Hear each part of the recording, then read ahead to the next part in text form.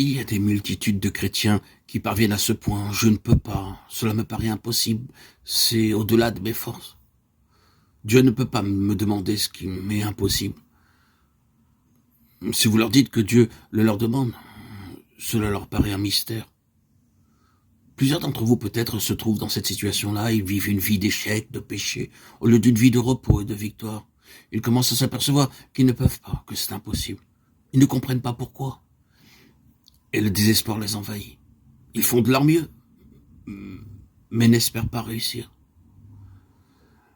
Mais quand un enfant de Dieu commence à comprendre la pleine signification de ces mots, c'est impossible, et qu'il dit en même temps, je dois le faire et je le ferai. C'est impossible à l'homme et pourtant je dois le faire. Quand cet enfant de Dieu commence à prier et à crier à Dieu, Seigneur, comment puis-je être libéré de la puissance du péché? Alors ce chrétien se trouve dans la situation décrite dans le chapitre 7 de l'Épître aux Romains.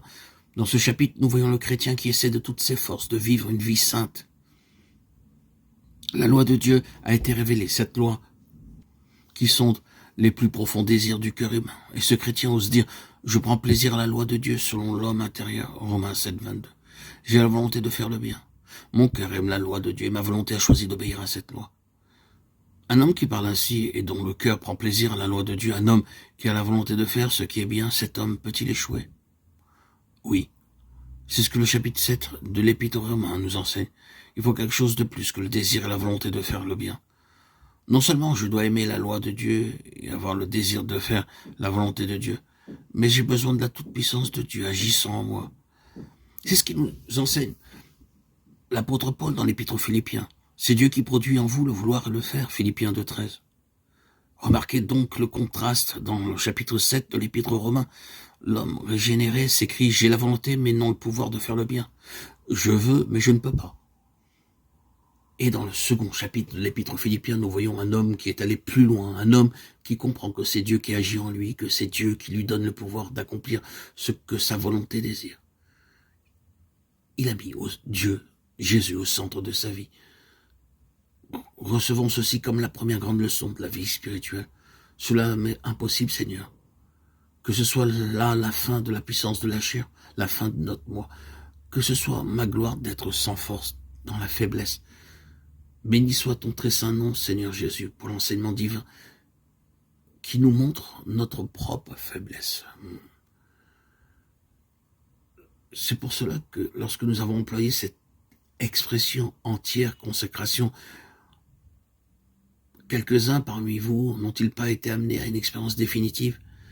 Et ne sont-ils pas arrivés à se dire, je ne vois pas comment je puis actuellement vivre comme un homme absolument consacré à Dieu à chaque instant de la journée, à table, à mon foyer, à mon travail, au milieu des épreuves et des tentations. Je ne vois pas. Je demande alors à Dieu que vous appreniez cette leçon maintenant. Si vous sentez que vous ne pouvez pas y parvenir, vous êtes sur le bon chemin à condition que vous vous laissez conduire par Dieu, qu'il soit le centre de votre vie. Acceptez donc cette position et dites à Dieu, le désir de mon cœur et ma joie, Seigneur, c'est d'être entièrement consacré à toi.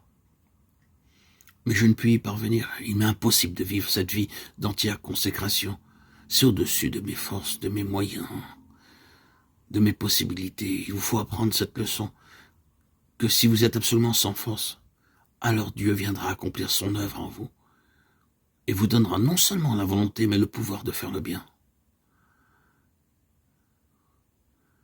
C'est dans notre propre faiblesse que Dieu agit.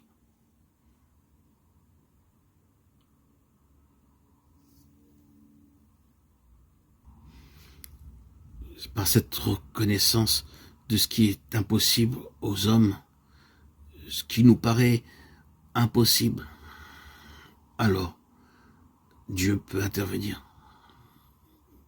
Car pour Dieu, tout est possible.